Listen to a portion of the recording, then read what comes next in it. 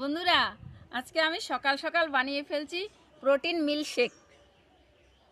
দেখো, নিয়ে নিয়েছি পাকা কলা, নিয়ে নিয়েছি ছোলার ছাতু, নিয়েছি 1 গ্লাস দুধ, নিয়েছি বাদাম, নিয়েছি অ্যালমন্ড, নিয়েছি খেজুর, নিয়েছি কাজু আর পেস্তা বাদাম।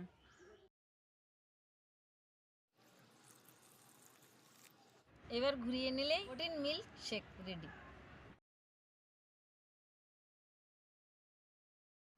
আমার প্রোটিন মিল্কশেক পুরো রেডি। এভাবে বন্ধুরা তোমরা বাড়িতে বানিয়ে খেয়ে দেখবা, খুবই প্রোটিন হেলদি খাবার।